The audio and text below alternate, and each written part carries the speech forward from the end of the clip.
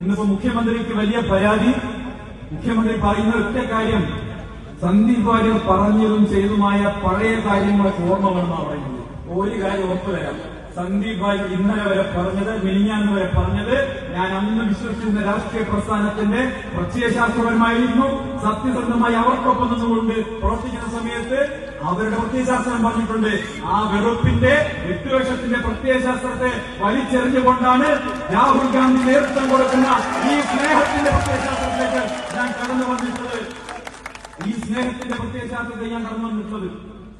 CPM BJP വിട്ടാൽ CPM പോയിക്കൂടെ എന്ന് ചോദിച്ചവരോട് ഞാൻ ഒരു കാര്യം കൂടി പറഞ്ഞു.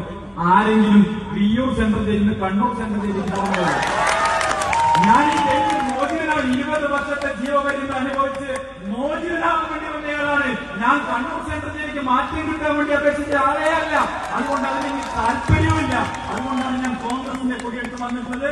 ഒരു തർക്കവും വേണ്ട. കേരളത്തിലെ ഗ്രാമാന്തരങ്ങളിൽ പോയി ഇവരുടെ ഈ കൂട്ടുകെട്ടിനെ തുറന്നു കാണിക്കുന്ന പരിപാടികളുമായി കോൺഗ്രസിന്റെ കയ്യിൽ ഉണ്ടാകും എന്ന് ഉറപ്പ് നൽകിക്കൊണ്ട്, പ്രിയപ്പെട്ടവരെ, നിങ്ങളിൽ ഒരാളായി ഇന്നലെ മുതൽ എന്നെ സ്വീകരിച്ച ഈ പാലക്കാട്ടെ കേരളത്തിലെ ലക്ഷാവധി കോൺഗ്രസ് പ്രവർത്തകരുടെ മുന്നിൽ നമസ്കരിച്ചുകൊണ്ട്, UDF പ്രവർത്തകരുടെ മുന്നിൽ നമസ്കരിച്ചുകൊണ്ട്